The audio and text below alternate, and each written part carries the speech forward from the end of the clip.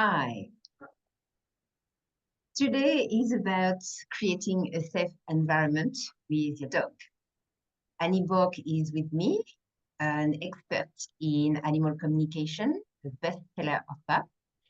And I'm Noelle from Noelle Animal Care and Dogs at the Vet. We are here to give you some ideas about what our upcoming virtual retreat will be about. It's called Conscious Communication and Connection with Your Rescue Dog. And you are invited to join us on 26th and 27th of October to have this experience about healing, about animal communication, and specifically dog conversation with Annie, who will tell you more about that. And as well about shifting your mindset about maybe the challenges you're encountering with your dog at the moment, which the dog conversation will be a big help for. And the retreat will be in support of that as well. And definitely creating a safe environment will be the initial, in fact, you should start with that. So Annie, first, I would like you to talk about the dog conversation they will have with you and what they will have out of that as well. Thank you. Thank you. So yes, hello everyone. As part of the virtual retreat, you will get a 2-question conversation with your dog through me.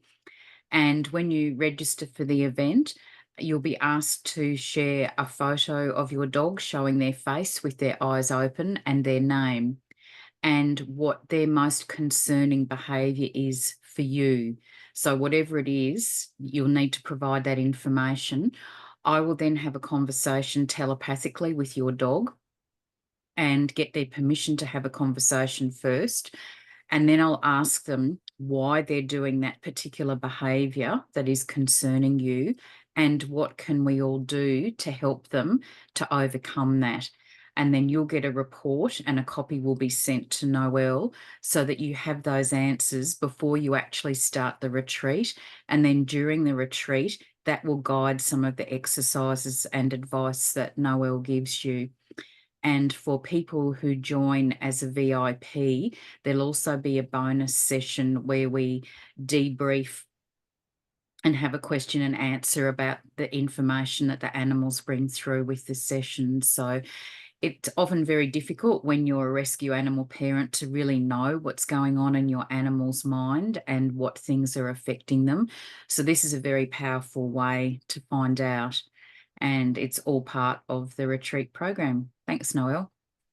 Yes, so that's exciting as well because we often look at the canine body language physically, so what are they showing us? But to have their own words, I think will really expand our understanding of what the dog is feeling, experiencing, and what will be best for them to help them to get out of behavior or this emotional kind of maybe sometimes roller coaster from rescue to being in your home, because it's a big change of life. And the same rescue dog, it's not always traumatic past, but just to have this change from their previous routine, previous life, to a new family, new routine, maybe new language as well for some places. So it's always this transition can be challenging by itself, but then yes, we have all those feelings and emotions that can come into play. And that's why today is about creating a safe environment for you and for your dog. We start with your dog, obviously, because I think if you see your dog feeling safe, you will see them more confident, calmer, which means that you will trust them more about the responses to life events. I'm saying that because that's my experience with my clients, some of them anyways, that they lost or even they didn't get that trust in their dog in situations like walking their dog with other dogs and dog owners or dog parents around. That could be as well having family over that challenge and they don't trust their dog to be able to cope or to even to be calm as well. And that could be as well just visitors, like even just the postman ringing the bell that can trigger the dog. So when you can build up the trust into your dog, but then as well that your dog can trust you having their best interest at heart, that will really create this environment that you can do more together. And as well that will get you in a space of more joy and more fun to enjoy every day to experience on a daily basis. So my question to you is to start with, do you think your dog is feeling safe at the moment? And are you feeling safe with your dog in those situations that I just mentioned? So if not, I would suggest to address 3 parts of the environment you're creating with your dog. The first one would be physical, the second, the emotional part, and then again, the environmental, so the entourage, the setting of your house, and as well, your own mindset, which we were talking about last week, because it's all come together to create a space for your dog to be able to deal with what they're dealing themselves in relation to their own emotions and feelings, to their coping mechanism and skills. So I would go back, and it's always my foundation. It's canine body language. Know that what your dog is communicating to you through could be the eyes, the ears, the mouth, the tension in the mouth, the head carriage, the ears, the top line, so I mean the spine, the back, have they have the hackles up or not, have they hunched or not, the tail, where it's standing, is it wagging frenetically, is it wagging slowly, is it on the side, on the right or on the left, tucked in between the legs. It could be even as well something like, to go to the physical part, having sweat mark from their paws, which is an extreme sign of stress for dogs.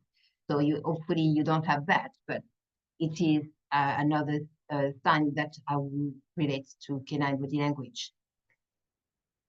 We are all aware, hopefully as well, the dedicated dog parents you are, that they're sentient beings, they're not just dogs, as Annie can tell you as well. So doing the canine body language, it's what we can do as a basis, as observers, and to tune into. Annie, tell us about what's the message you're getting from dogs, and that's really illustrate that they are sentient beings and they're more than dogs only. Yes, they're definitely more than just a pet. So some of you listening may not be aware, but animals are souls that are here in animal bodies, and we're souls that are here in human bodies. So they feel emotions like we do, and they do understand everything that we say. They've got very extensive vocabularies, which surprises some people. They definitely know more than stop and no. And one of the things that you can do to help reassure them, because as Noelle said, they have to adjust to being in a new environment coming to you. And no matter what's happened to them in the past, your home will be new to them. You may have other animals that they don't know. There may be more humans in the house than they've had to cope with before. Everything was smell different, and they really rely on scent. So they're just being bombarded with all of these new things all at once. They may not have heard your phone ringtone before, or your doorbell, or your washing machine, or the dishwasher, or something else. Different people's voices, different people's walking styles and laughing. So it's like a sensory overload in a lot of ways. They may get a different diet to what they've had before as well.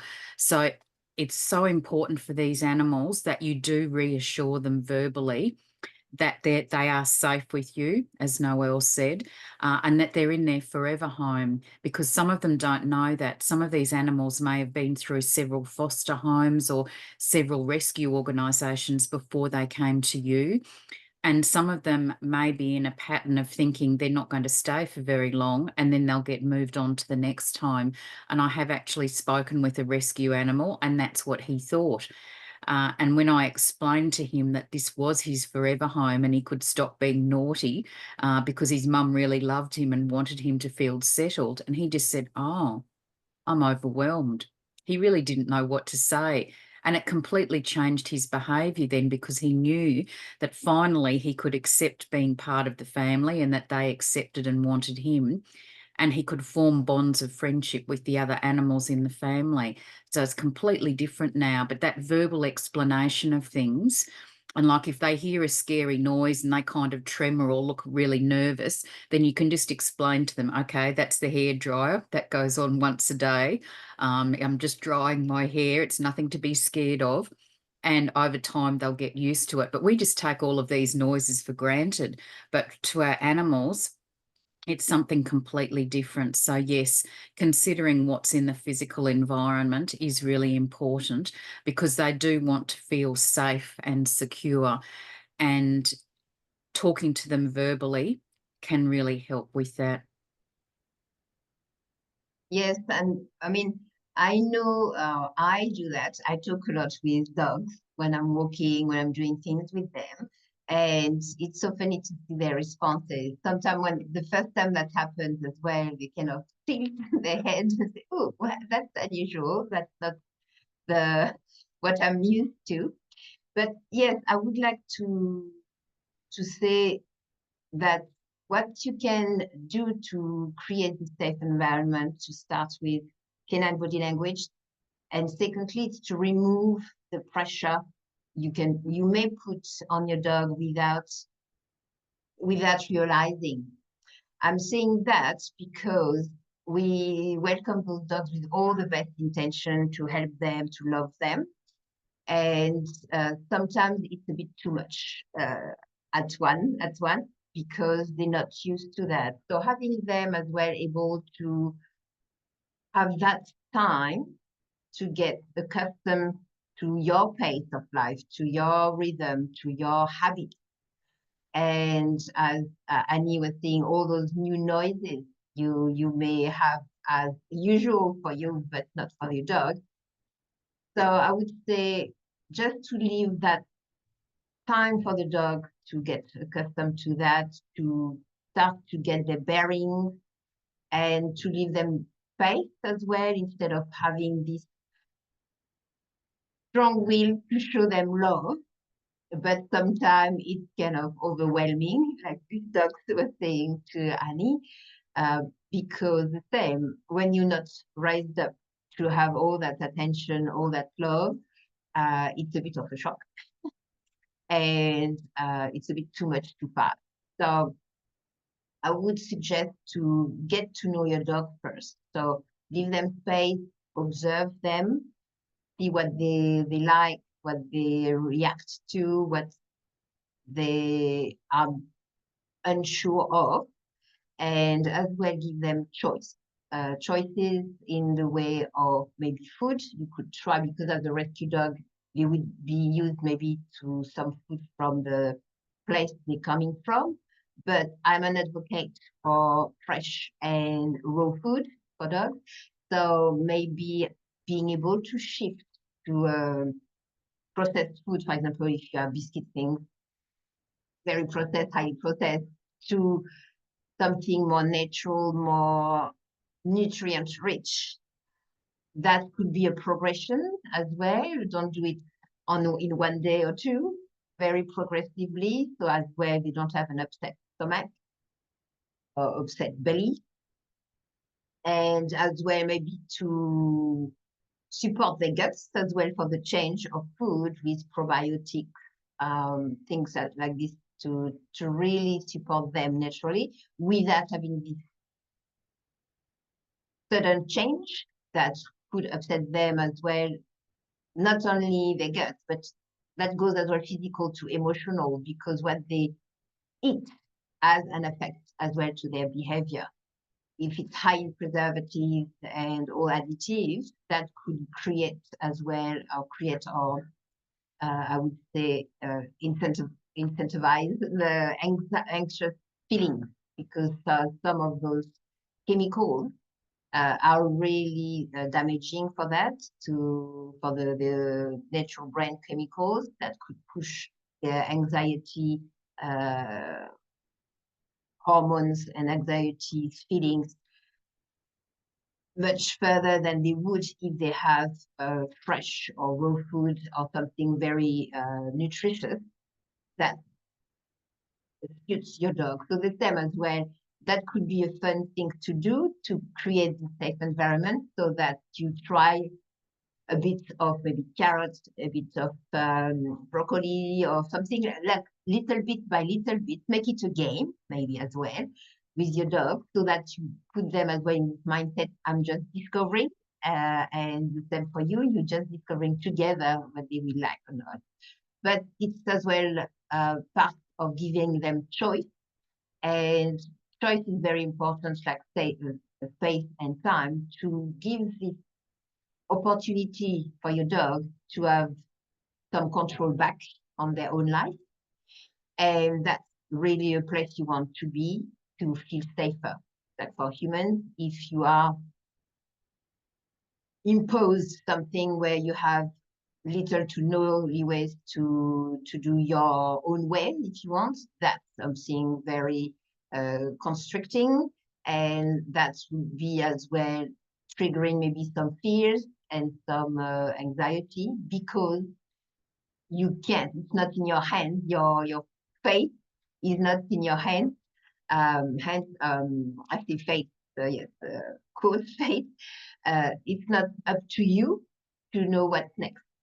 Dogs are very much based on predictability, and if they don't have this control already on that, the predictability is already gone through the window, because they don't know what's coming next. And that's part as well of giving them space and time, so that they start to see a pattern, so that they start to say, okay, I can involve myself there or not there. And it's just that observe. I mean, that's the first days, weeks, or months with your dog. Observe. And just gently maybe guide your dog for something that will help them. But I would say be mindful. That's definitely that. And that's a way as well to give them this feeling of safety and developing their coping skills, if you can do that progressively at your dog pace. Not yours, at your dog pace. Creating the safe environment is about the priority being on your dog's well-being rather than your convenience. So that's something very important. And to go back to the 3 areas I was mentioning, like for example, something about the physical part, to manage your the setting for like floor, anti-slippery floor, that's as well something that helps your dog to say, okay, I don't have to worry about where it's all coming together. So this worry of sleeping,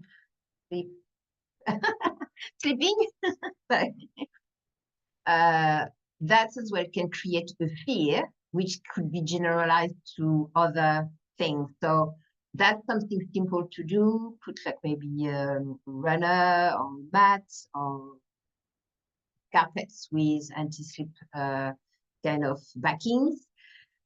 So that's something your dog doesn't have to worry about. Could be as well steps, for example, that you can divide if they are too high at the elbow level. So like this, they comfortably go upstairs, downstairs. They don't have to worry to miss or to sleep again. Yes, it could be ramps to access your car, even like to go in and out of the car. So all that is contributing for your dog's physical well-being. So they don't have that on top of maybe the emotionals and turmoils and fast to cope with. They don't have that to add as a worry, as a stress. The physical part, I would say as well, and that's from my canine rehabilitation background, it's to always think when you go for a walk to have this moment of warm up, going slowly on leash with your dog to maybe a part you want them to run free, but first start with a warm up, so that this you reduce the risk of injury, and as well the cool down after that is the same. It's getting their body back to normal, and the same as well their brain, all their hormones, everything to go back to a normal state. Because when they're tired, that will as well be a moment when the reactivity can present themselves faster. Because like for kids, when they're overstimulated, overtired, that starts to be getting out of hand because they can't manage anymore. They can't have coping skills back in track. So having this warm up and cool down around any activities, more intensive activities, that really helps your dog to get in that safe zone physically for their joints, as well as for their mind to get back into this calmer state when they can, after that, if it's a routine that gets back to being predictable, and that sends the signal when you do the cool down, that relaxation time is coming after that. So that could be that, yes. So that's something that can help to create the safe environment because you're taking care of their physical well-being. You want to add something about that, Annie? Look, I think you've raised a lot of really good points there, especially when they first come home and like you just want to open up your heart to them and let them know that they're loved and safe. But sometimes that can be too much for your dog, as you said. And I've spoken to a couple of dogs who just like to take themselves off and have some time out away from their humans. So they've just got time to still keep adjusting to everything. So it's learning how you can show them affection on their terms. And that's why the verbal communication is so important, because they will hear you and understand saying when you say that you want to love them and, you know, you want to show affection, but you don't want to smother them either. And, you know, eventually in time, they'll come to you for affection, but they may just want to take themselves off. And it's not because they don't like you, but they're just being bombarded with everything. And they just need some time to think and process and gradually build up their time with you. I've had people concerned because their animals weren't showing a lot of affection. And it's not because they don't want to, but some of them are still dealing with the aftermath of what's happened to them before. So they may have some psychological or emotional issues that they're still working through. And it means that they just can't give lots of love out to someone else when they're coping internally with these other issues going on. So it's just being aware that that can happen and having a safe space for them, as you've said, creating the safe environment, having somewhere that they know they can go that's safe.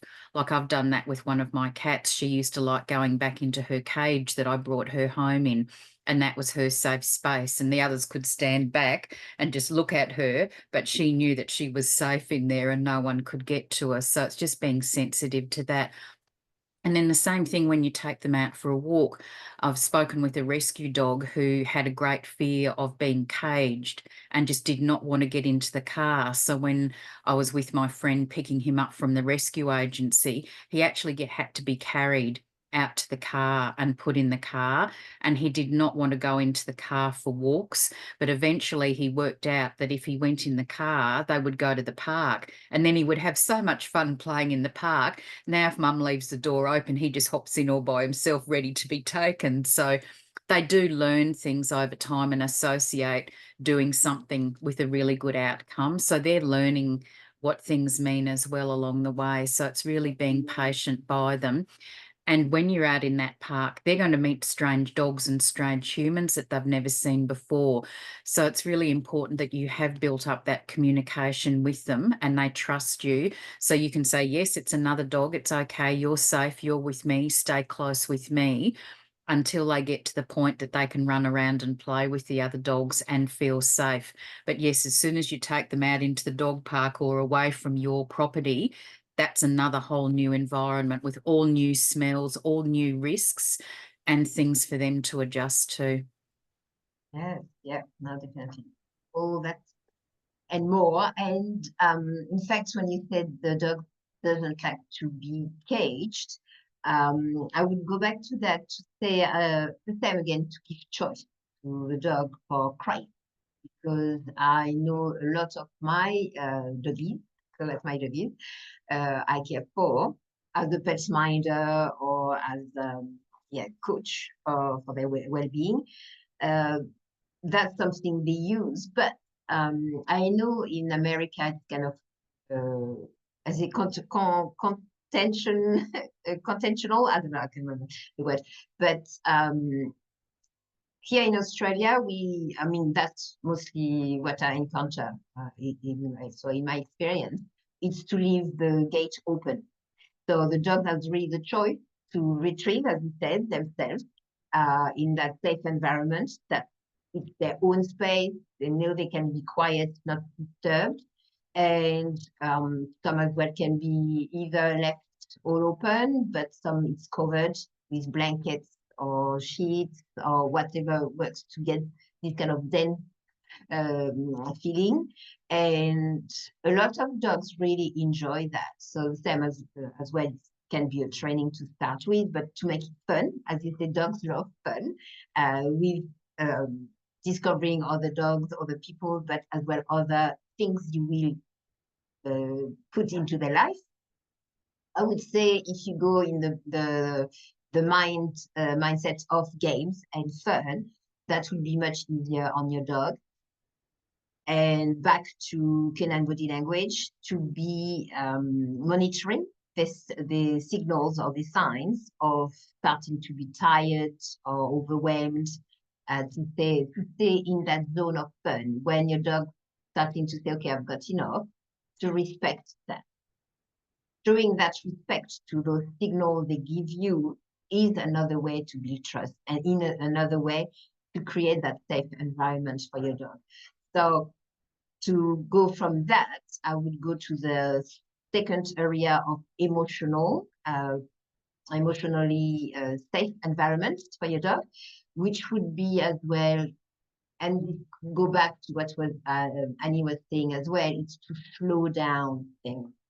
Don't rush, slow down, because if it's an anxious dog, an anxious rescue dog, they already have a lot of things going through their mind.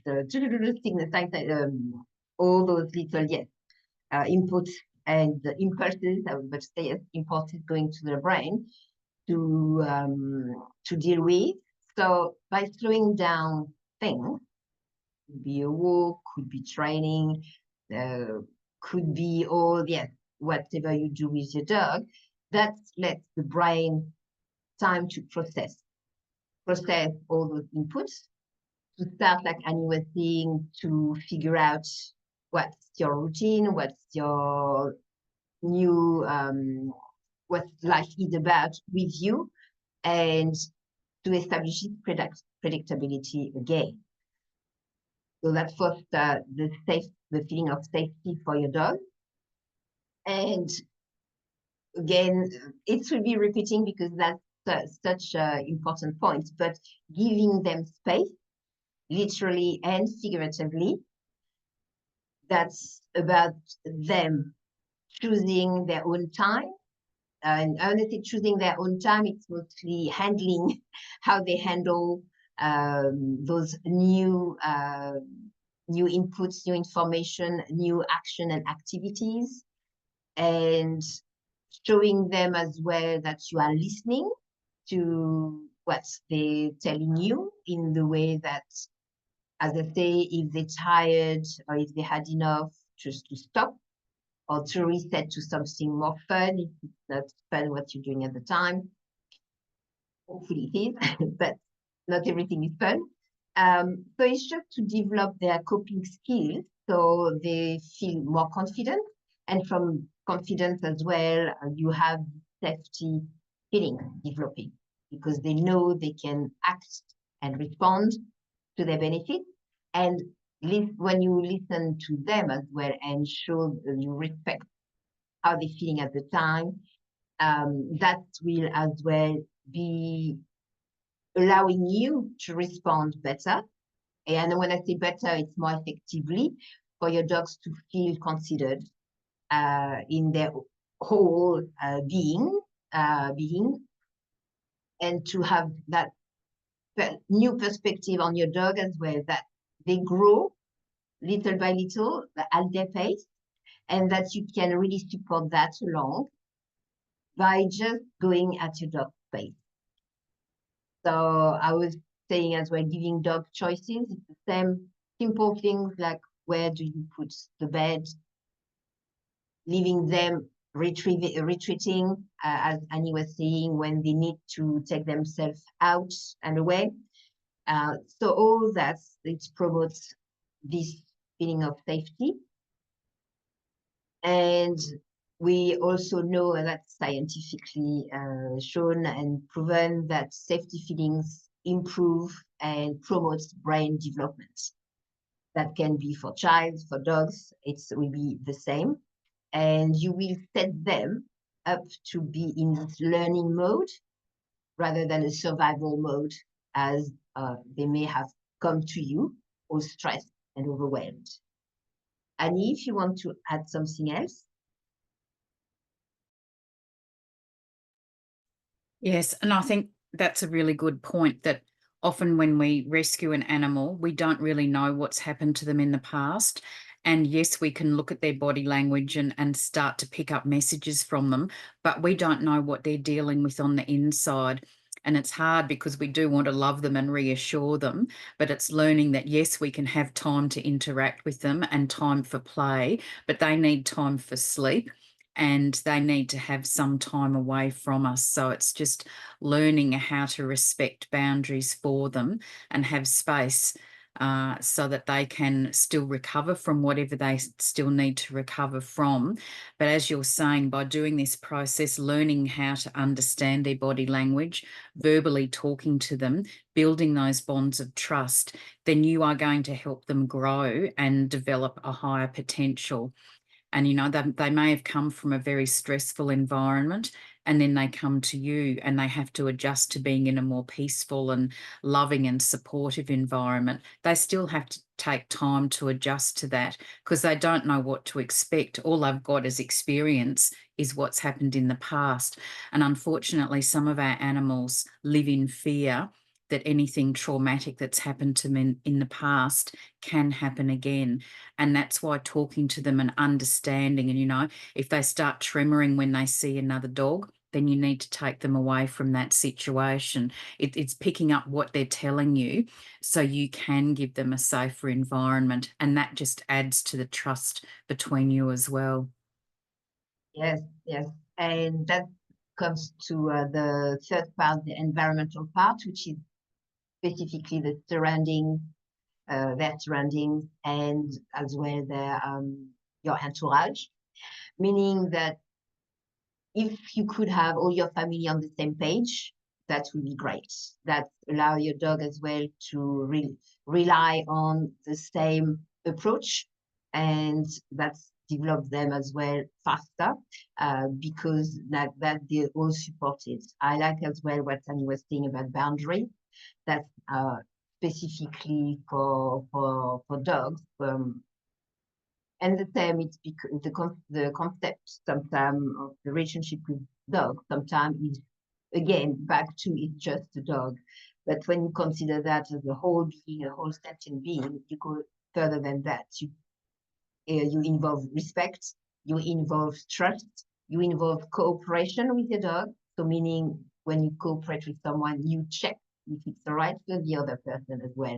So that's where as well you can train with the principle of consent, And back again to canine body language is to see what your dog is telling you, when to stop, when they all in with what you're doing, or when they're not, and when they're unsure.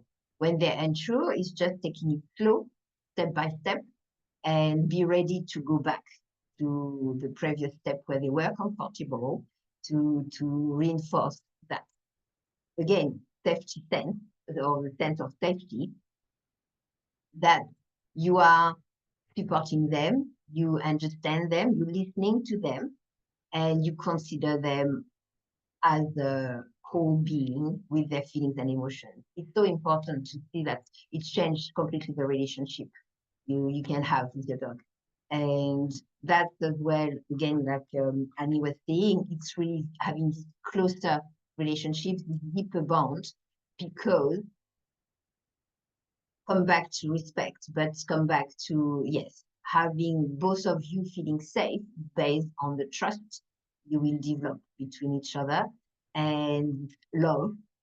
We say dogs have unconditional love, but you need to nurture that. You need to have that going on the long term, and it would be the best if it can be both ways, because sometimes we are in that space when the challenges are so overwhelming for us as humans that we have this new perspective of focusing only on the challenge, which means that your mindset is not in that higher vibrancy, higher frequency, when you can see that you can get out of that, you can work through it, you can work with it, so that both you get this stronger bond, this stronger relationship, because it's so rewarding when you see this shift or this transformation you can have from having these challenges, this kind of hard time for some people and for the dog, to having both of you comfortable together, close and very tuned to each other. It's such, yes, a different place to be. And that's what we wish you to get to that journey from maybe when you are wary and worried about your dogs, and that you start to develop this trust. And yes, the relationship when you are both together in that life that you want, and you that life you will love, because yes, you will have more fun, more joy to share together. And it's always based on the safety, the sense of being safe together.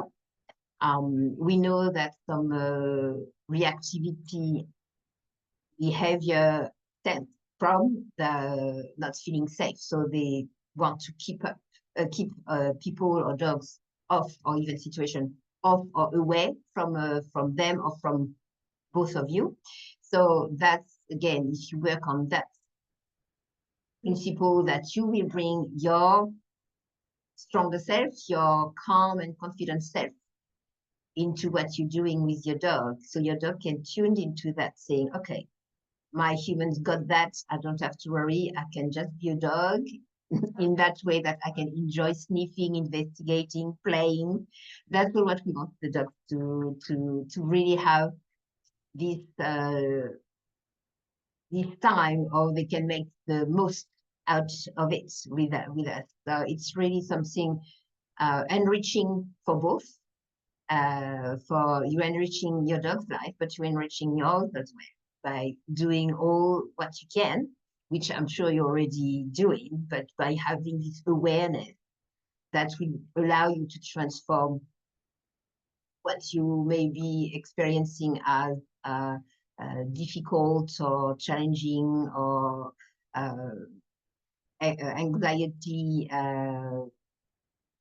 triggers, to transform that to fun, joy, peace of mind, calm time together. And yes, I like to say, when you really tune into each other, I love to see that with my dog parents and their kids, to see that how this bond is so strong that they can go to camping, on adventures, on the road trips and everything like this. It's really amazing, the transformation. I was about to say as well, yes, about their environments where you can help them feel safer. It's, as I was talking about with food, the processed food, which sometimes unknowingly can cause some issues with their behavior because that interrupts the brain chemical. I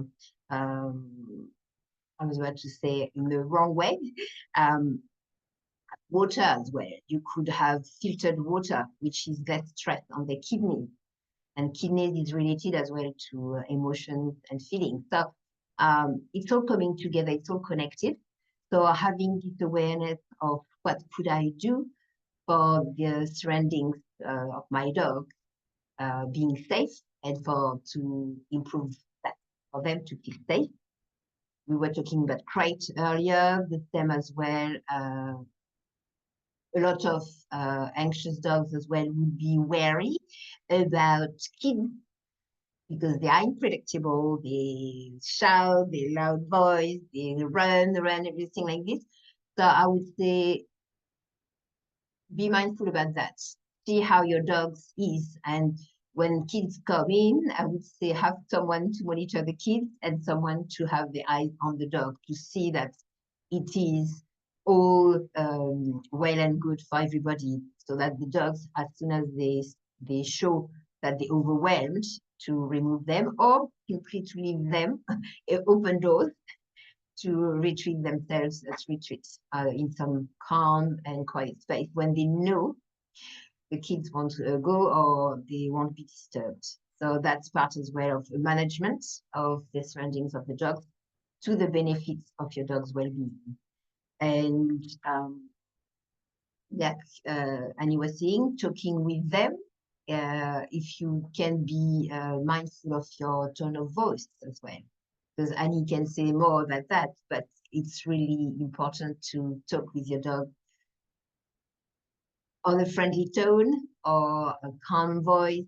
If you have a high-pitched voice, to be mindful about that as well, because some dogs are very sensitive to that as well. So the same as well, if you can talk more slowly as well, it can as well help.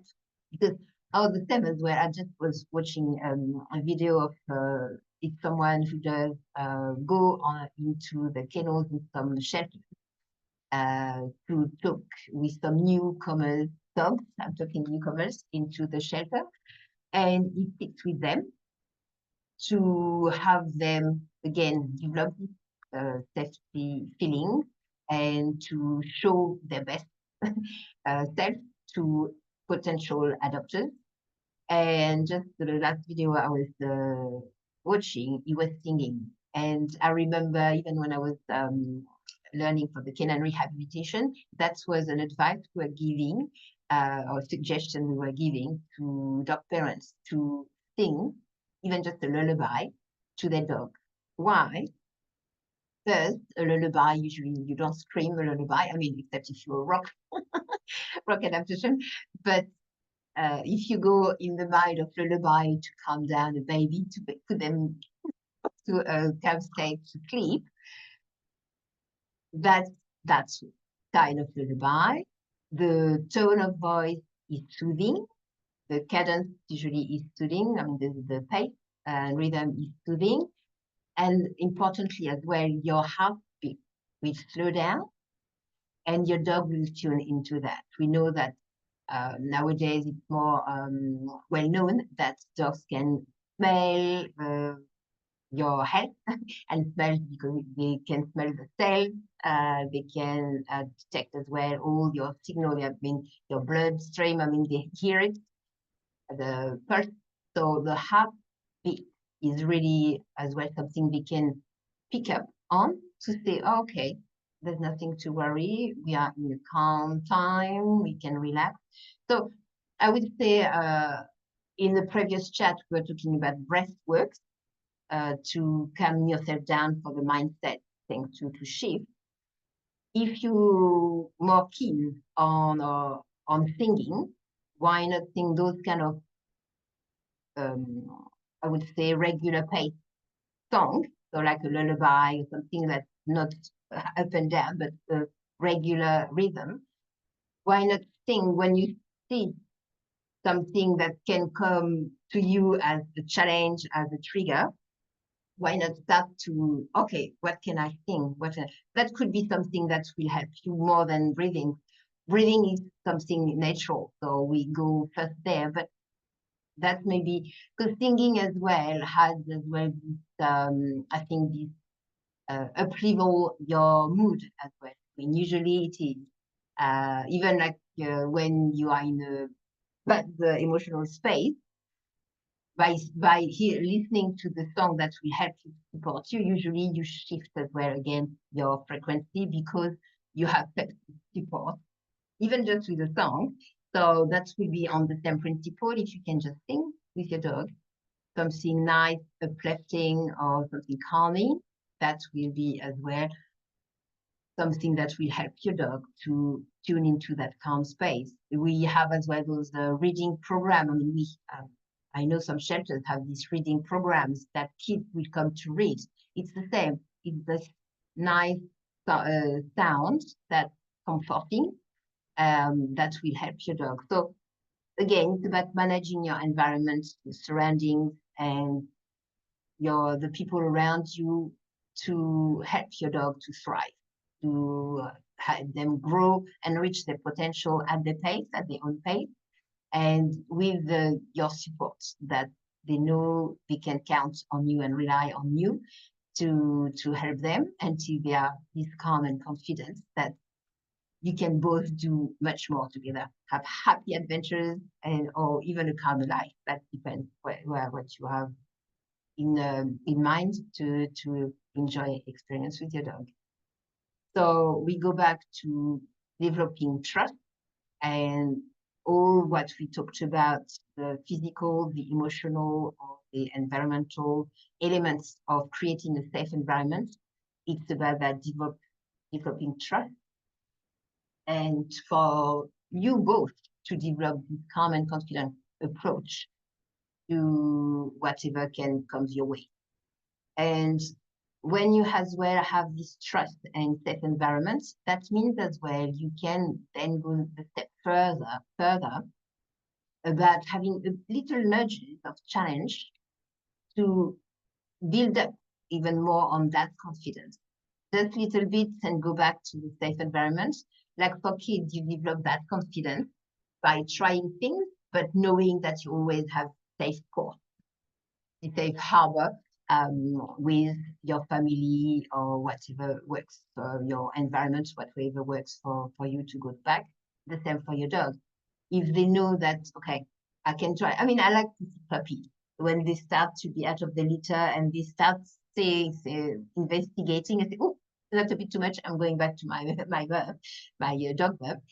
It's the same principle, having that first foundation of safe feelings, and then to know that they can rely on you, to have this trust, that really enables a lot more opportunities and possibilities for you and your dog.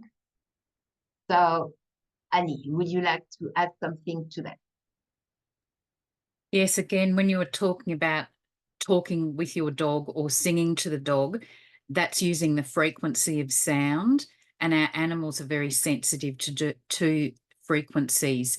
So making sure you're saying positive things like reinforcing good behavior and praising them when they've done what you wanted them to do, and singing songs that are positive as well, they will respond to that. But the other thing you talked about was them recognizing what's happening with your mood. And animals can pick up on our health issues. So yes, they can tell when our pulse rate's going up. They can also tell when our stress hormone levels are coming up. So they'll be aware that we're on edge. But they can also tell what moods we're in. So if we're sad, they will pick up on that. And if we're happy, they'll pick up on that. So it's just being a lot more conscious about what energy you're putting out there for your dog to pick up on. Because if you're calm, even though you might not feel that. If you can radiate a sense of calmness and security, that's going to reassure your dog. But if you go somewhere where you're already stressed and worried, that's going to amplify what your dog is feeling and affect them as well. So it's learning that you're a team with your dog and that you can work together to build that relationship of trust and enjoyment, and both of you can have a more fulfilled relationship once you master that.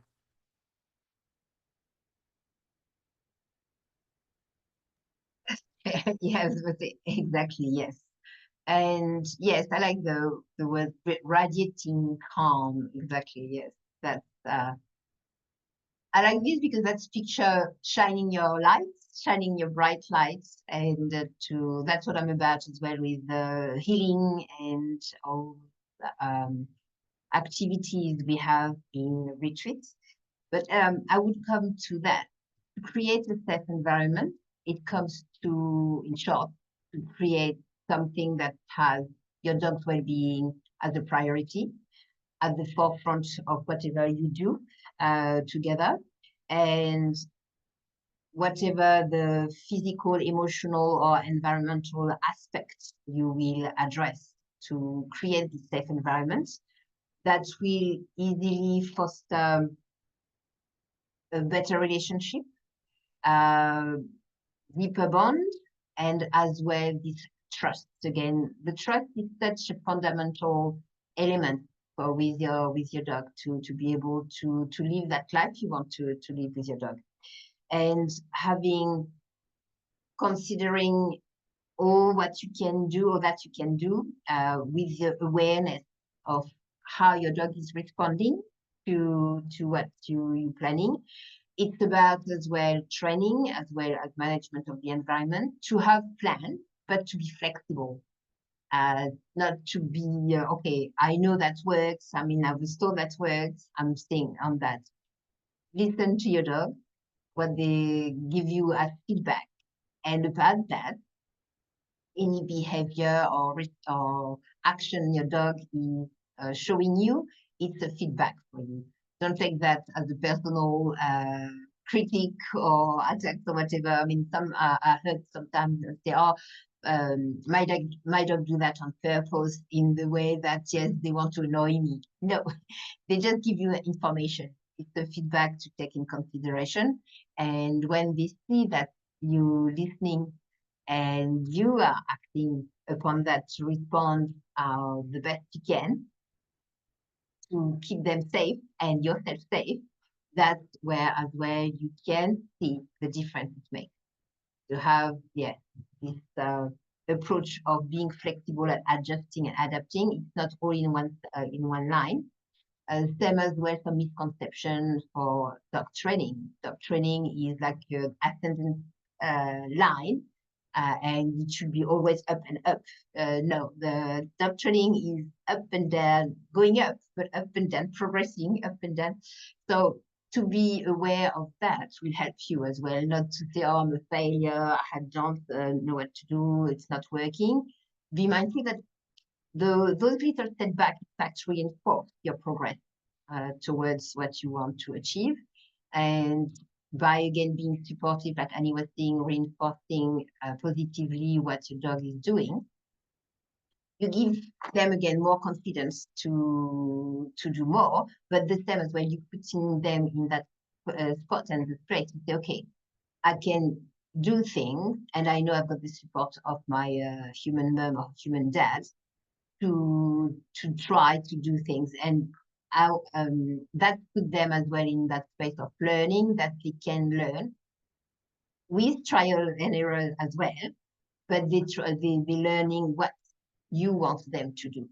And I would say that's part of creating a safe environment. When you go to dog training, create it in the mindset of having them do things you want them to do, rather than having them stop something you don't want them to do. That's a shift as well in how you approach suffering. And when you do that, that will ease as well your dog training. That's to mention as well. So let's see, I've got my notes there. So yes, all those what we talked about today is about creating those foundations for having your dog grow into their own with calm and confidence, and having their potential unraveled so they can really show you the best they can be, and having you as well happy because happy dog parents, and that means that you will be able to do much more together, and you will be able as well to develop their coping skills, their ability to fit into your life as your puppy, full members of your family, and having this life of fun and joy together. Annie, do you have something else to do? Because I was about to talk now about the retreat. And that's exactly what I was going to ask you. Yes. To let people know a little bit more about the content of the retreat. We've talked about the fact that they'll get the 2-question conversation with their dog with me, but yes, please let us know about the content of what your expertise that you're going to be sharing. Yes, so the retreat will be in support, as Annie was saying, of the report you will get from your dog conversation with Annie. And it will include some calming practices for your dog on the first day and for you on the second day.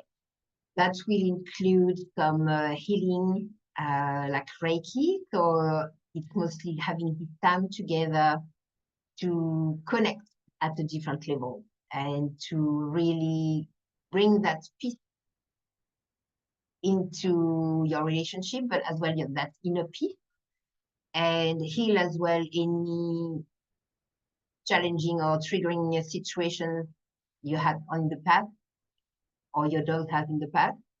It will be to bring some fun with some games as well. So we elevate again the frequency, and we have that for your dog to enjoy with you. So interaction builds trust, and definitely positive interaction. Games are definitely the first activity for that, because you get into it in a positive mind frame. That will be created by our mindful walk, because we will enter this retreat together from different perspectives, from maybe what has busy time or something. I want everybody to be focused and to be present, fully present in the moment. So we will start first for you to set your intention for the 2 days, because already you will frame your mind, you will frame all your being into achieving this intention, which will as well be about sharing with other like-minded dog parents together. So you will have that progression from having this time of grounding, feeling present, to be able to heal whatever needs to be healed, and to enjoy the fun from all that you have done together with the dog, to have that fun with games and with interaction with each other. And I think it's as well very important to have the sharing part with other people, because you can see how you're not alone in what you are experiencing or feeling with your rescue dog. You can see as well with Annie's masterclass she will present, how you can have a deeper connection with communication with your dog.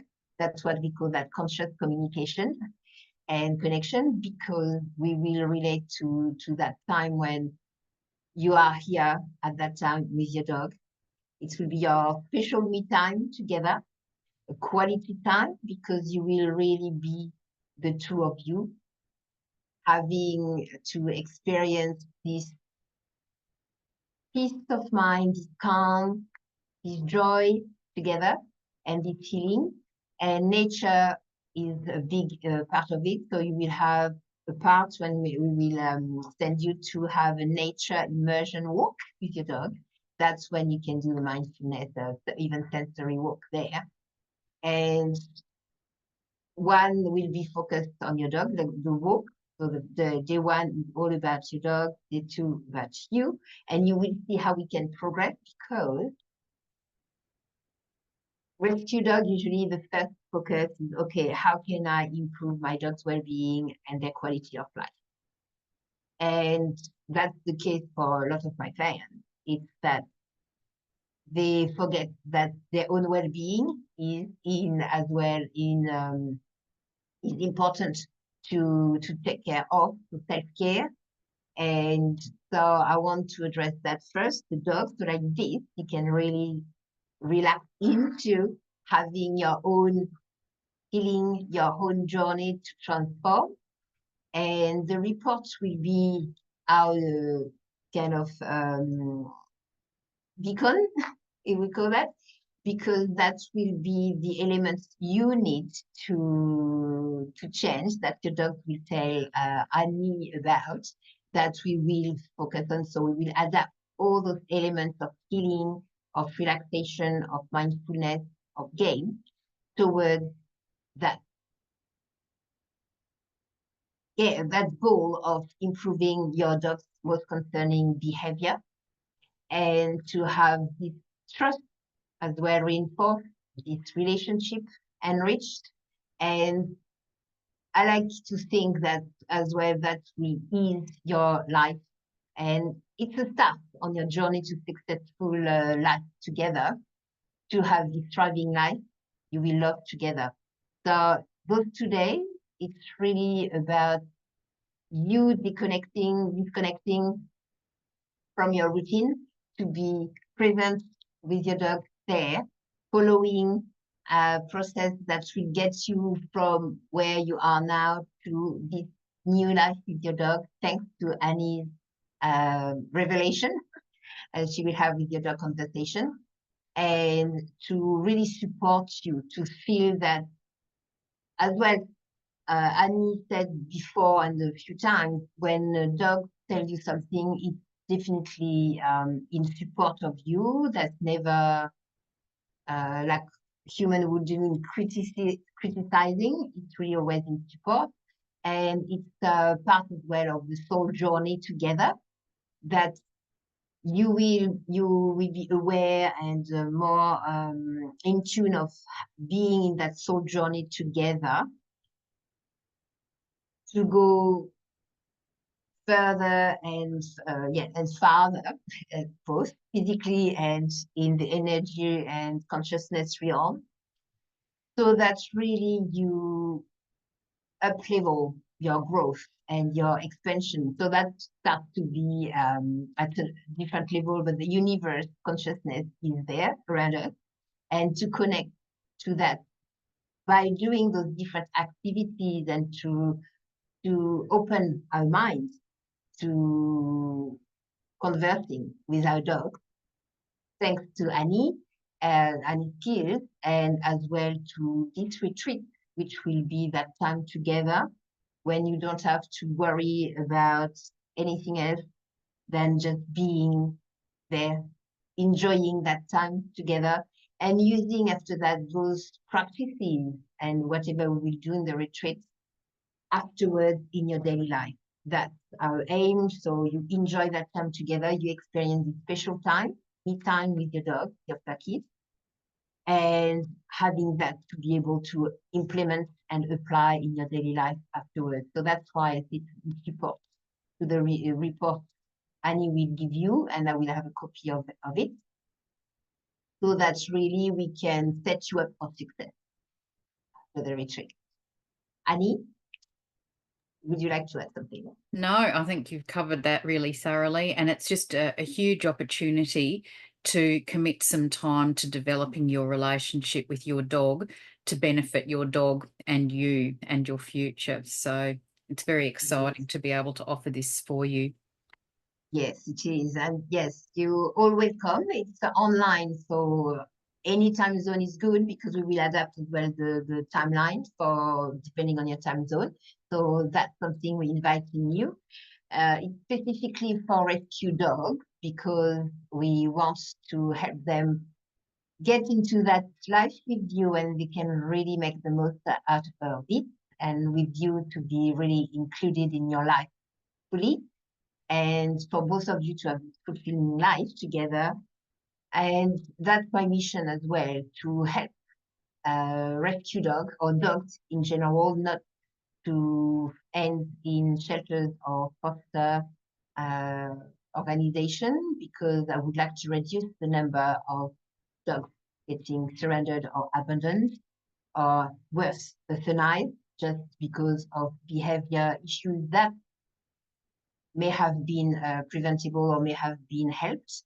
And having this to help rescue dog parents, dedicated rescue dog parents, it's really to give you those tools and this opportunity to, as Annie was saying, to really deepen this relationship, to get it in a committed relationship till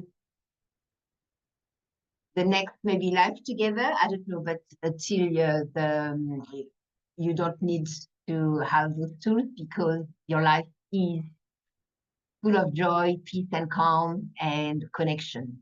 So the name of the retreat is Conscious Communication and Connection. It will happen on the 26th and 27th of October online. Everybody from all around the world is welcome.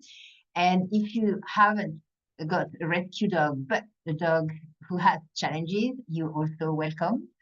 And the thing is, the earlier you can book your spot by contacting this page, the better, because that will leave Annie's time to have this conversation with your dog and send the report. Annie, can you remind us what you need for the conversation? Yes, and that will be on the landing page. You'll put the link in underneath the video when we finish this discussion. I will need a photo of your dog showing their face with their eyes open and their name.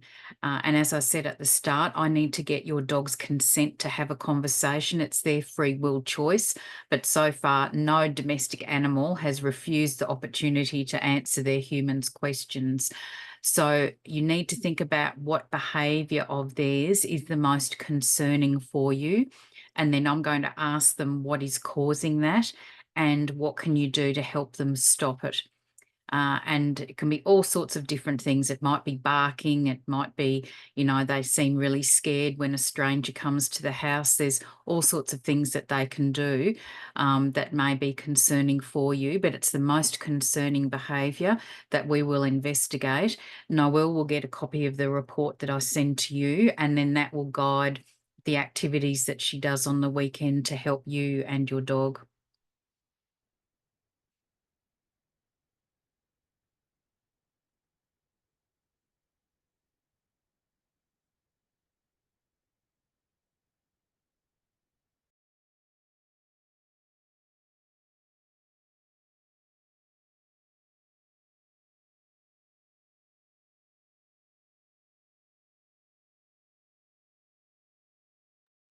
We just need your sound, please, Noelle.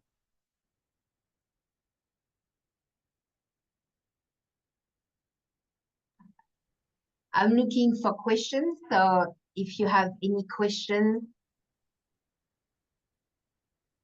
about what we talked about, I can't see any just now, but we are always happy to answer them. So you're welcome to put them in the comments and we will get back to you. You can as well contact Dog That the Best page directly, and I will give you as well the answers. The link for the retreat, the virtual retreat, will be in the comments. And as I say, any questions about today's chat or about the retreat, you can contact the page or me personally if you've got my details. The link will be in the, so I'm looking, I can't find any questions there. The link will be in the comments for you to check the landing page, and it will be still early bird. I extended the early bird until the 10th of October because of the technical issues I've had so far. So 10th of October will be the deadline for the early birds to get this VIP treatment with Annie's report debrief.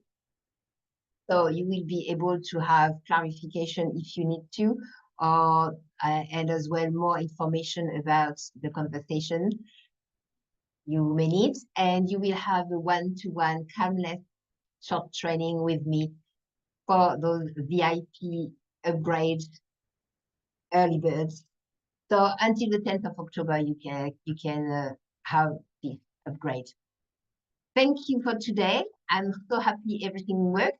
Hopefully that was clear for everybody for the sound. At least I put the caption because my accent sometimes can be fun. For those worrying about technology for the retreat, I will set it up to be sure that it will be working.